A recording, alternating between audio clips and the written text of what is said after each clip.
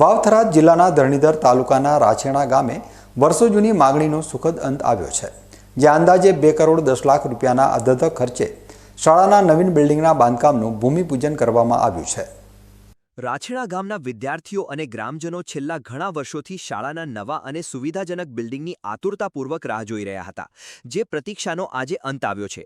ખાસ વાત એ છે કે ગુજરાત સરકારના મંત્રી સ્વરૂપજી ઠાકોરના જન્મદિવસના શુભ અવસરે જ આ 2 કરોડ 10 લાખના ખર્ચે બનનારી અદ્યતન શાળાનું ખાતમુહૂર્ત તેમના જ વરદ હસ્તે કરવામાં આવ્યું હતું। આજથી જ આ નવનિર્મિત બિલ્ડિંગના બાંધકામની કામગીરી પણ જોરશોરથી શરૂ કરી દેવામાં આવી છે। પોતાના જ ગામમાં આટલી મોટી રકમના ખર્ચે અદ્યતન શાળા બનવા જઈ રહી હોવાથી સમગ્ર રાછેણા ગામના લોકો અને ખાસ કરીને વિદ્યાર્થીઓમાં ભારે ખુશી અને ઉત્સાહનો માહોલ જોવા મળી રહ્યો છે।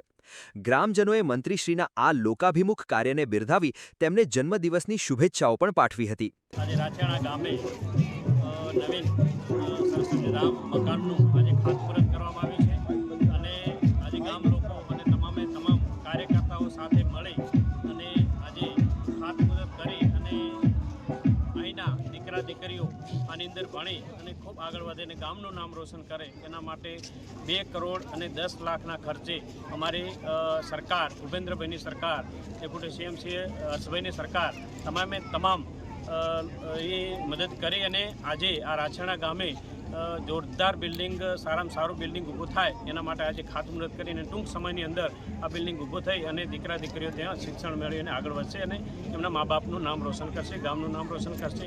અને અમારી સરકાર આજે ખૂબ શિક્ષણ માટે ચિંતિત છે અને ખૂબ સારું કાર્ય કરી રહી છે। એ જ રીતે છેવાડાના ગામનું પણ ચિંતા કરી અને આજે 2 કરોડ અને 10 લાખના ખર્ચે અહીં નવીન બિલ્ડિંગ ઊભું કરવા જઈ રહ્યા છે।